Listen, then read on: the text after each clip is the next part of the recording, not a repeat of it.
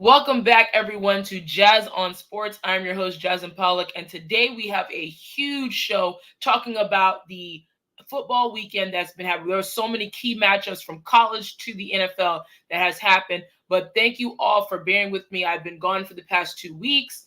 We all know that we've been dealing with a lot of hurricanes down here in Florida. That is kind of the norm down here during the hurricane season, but we are back in business, and I'm so excited to bring you guys more content and more sports talk.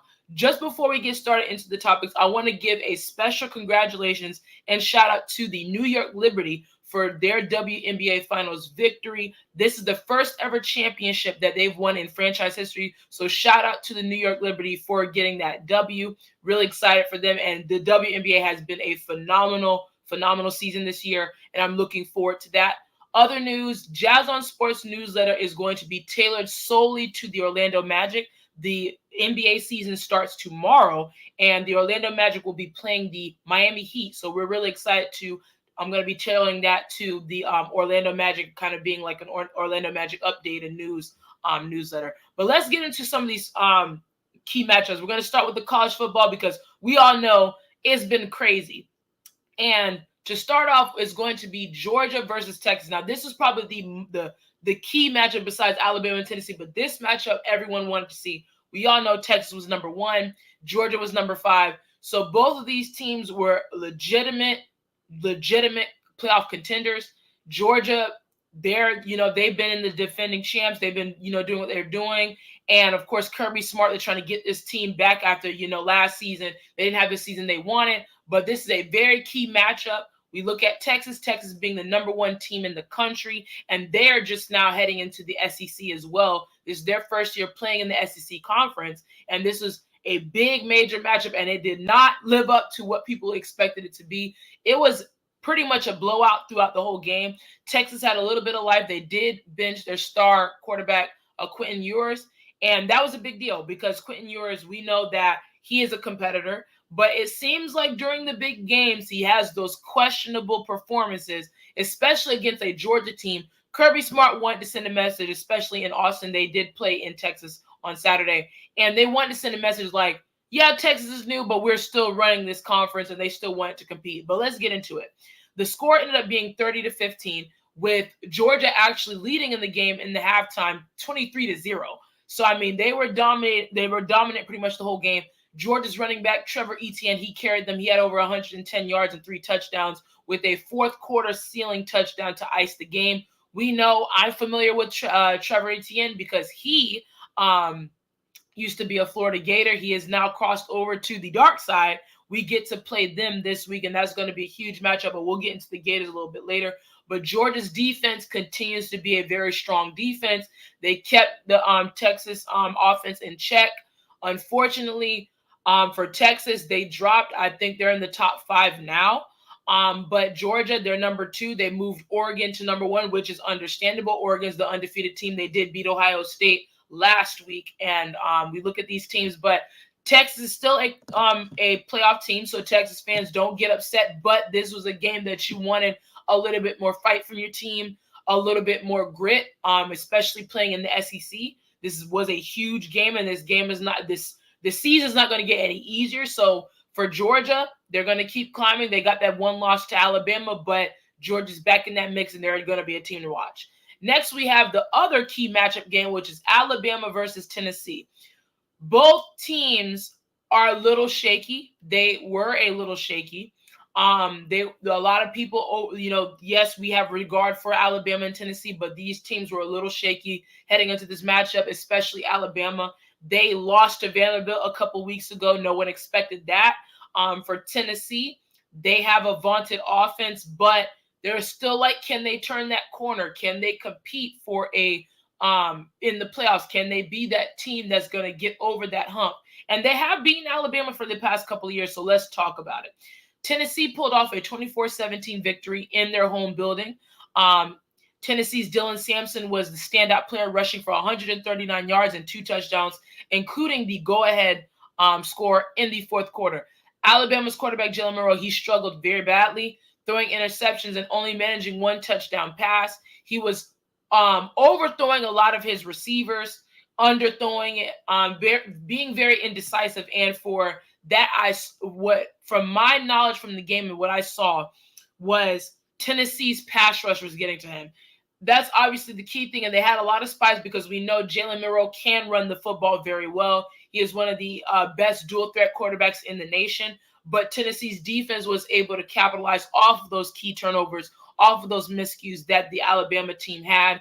And I saw a lot of Alabama fans, they want Nick Saban back. There's certain things that they're seeing that is questionable, like a unsportsmanlike conduct cause that we know Nick Saban would not have had in as a head coach. And we know that Nick Saban was a perfectionist. He was very hard-nosed, and he was all about playing the game. He was all about being professional and all about being smart and playing smart football.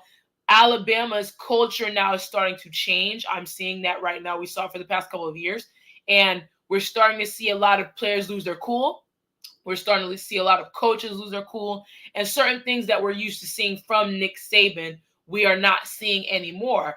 And not saying that Alabama's coach is bad. We're not saying that at all. He has come in. He's done very well. But right now, Alabama is a 2-loss team. They're at number 15 now. They dropped all the way out of the top 10 completely. And we know that the college football playoff is 12 teams. So can Alabama make a last-minute run? They do play LSU, which is another huge matchup. They have Ole Miss. So there's a lot of games that we're going to have to keep watching for them that they have to win in order to stay. Even a 2-loss team could still make it.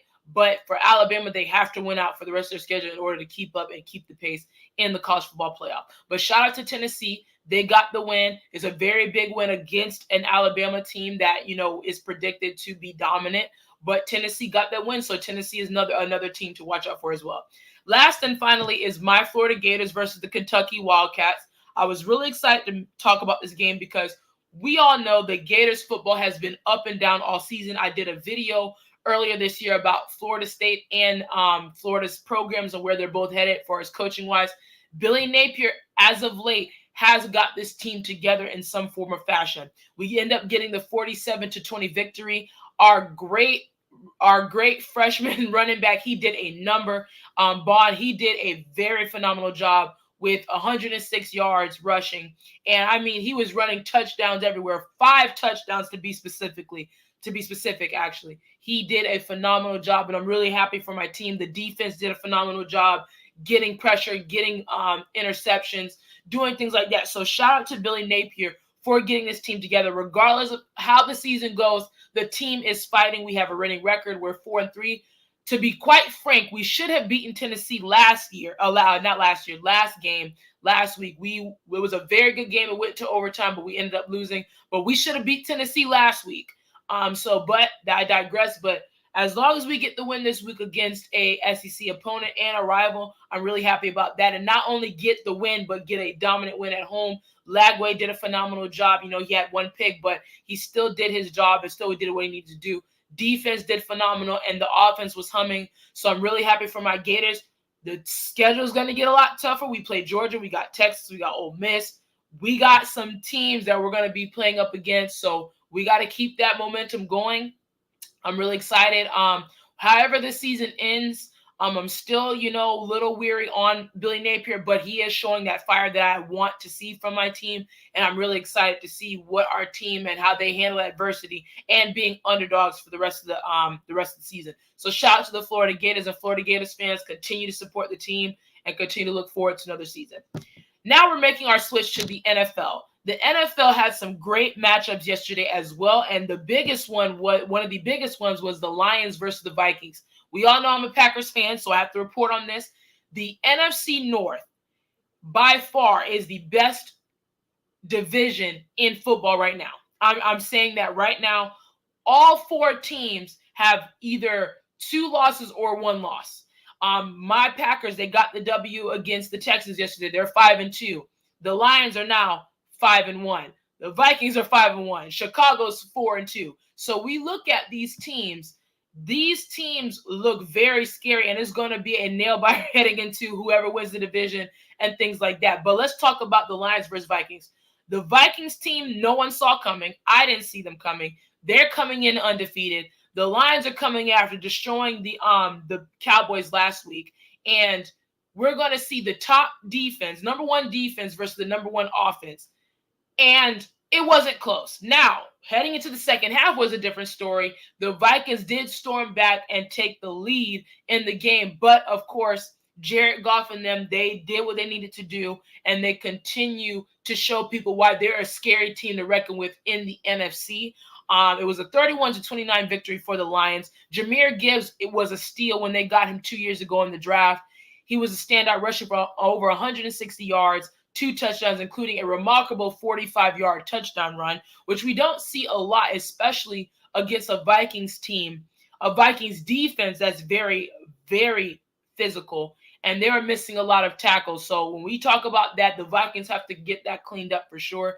Jared Goff had another efficient performance. He has been the efficient king of quarterbacks right now in the season, completing 22 of 25 passes, 280 yards, and 2 touchdowns. And Aaron Jones, I miss him, but he had a great game yesterday, 34-yard rushing touchdown. They ended up securing the game with a 44-yard field goal by Jake Bates. So when we look at the Lions are a very scary team in the NFC. Can't wait for the Packers and then to face off. I'm really excited about that because that's two offensive teams that are very competitive. Even though this is a big loss for them, I didn't cover this last week. They did lose Aiden Hutchinson, which is a huge, if not, he is the face of their defense. He is their drum. He makes them go. He is going to be out with the season with a broken leg. I mean, that was a terrible. I know everyone saw that video, but that's an unfortunate injury for Aiden Hutchinson. But the Lions still look formidable. They still look scary, and they look like the team, one of the, if not the best team in the NFC. On to another great matchup, and this is going to be the last topic of the day, the Chiefs and the 49ers with a Super Bowl matchup. The 49ers, we have to have a talk. The 49ers do not look good. I'm going to say that now. The 49ers do not look good. The Chiefs end up getting the win 28-18. We got Patrick Mahomes running over linebackers that are just you don't see that happening. We see Patrick Mahomes running 50 yards down the field and guys just sitting there afraid to touch him. I mean, the 49ers look discombobulated. The defense dominated them, and I get that there's a lot of injuries, and that's been the issue with the 49ers this past season is injuries. Christian McCaffrey, Deebo Samuel had an injury. There's a lot of Brandon Ayuk. There's fear that he has a torn ACL. There's a lot of issues going on with the 49ers. And when we look at them, when is Kyle Shanahan going to get that win? And I think their window is closing, and it's closing shut very quickly. They do play the Cowboys next week, which is going to be a very boring game to me. Both these teams are still trying to figure themselves out, the 49ers and the Cowboys. But the Chiefs are the only undefeated team in the league. Are we surprised? They're the defending champs. They're looking for a three-peat. Even when I don't think the Chiefs look as strong as they usually do, they're still winning. They're still finding ways to win, and that's just the championship mentality, the championship grit that we normally see them. Brock Purdy threw 3 interceptions in the red zone. That's not good from your star quarterback. And there's questions that the 49ers have to answer about how this team is constructed and what Kyle Shanahan's future looks like with this team, because it seems like as those 49ers fans are waiting for that ring, they're waiting for that championship win. And we've seen time and time again that Kyle Shanahan gets to the moment, doesn't live up to the moment like his dad did back in the 90s. So when we look at that, I am not sure what the 49ers are going to do, but for the Chiefs, they're the best team in the league. As far as the win, we're talking win. I'm not talking about how the team is constructed, just talking about the win. And they are the only undefeated team left. So are we surprised about the Chiefs? The Chiefs are still the team to beat. They're still the scary team that you got to watch out for because they are the defending championship. They do have Patrick Mahomes. They do have Travis Kelce, Andy Reid, Xavier Ware. They have weapons all over the field. They have a coach that can get it together. So for the Chiefs, they get the win. And we look at the AFC right now. I saw the Steelers do a number on the Jets last night. We see the Ravens look like a very scary team. The Bills get Amari Cooper. They could, make something happen, but the Chiefs are still that team to beat in the AFC. But that wraps up the show. Thank you all for tuning in, and thank you all for watching. I look forward to giving you guys more content this week. Again, make sure to subscribe to the Jazz on Sports newsletter. I will be covering everything Orlando Magic, being that the Orlando Magic season is coming up. There's my email also down below, firstimpressionsports@gmail.com, if you want to be a guest on my show. If you have any questions, comments, or concerns about the show, or if you want me to talk about your favorite teams or players, let me know and definitely contact me. We will see you guys for a show next Monday at noon, same time. We'll see you guys next time. Have a good day.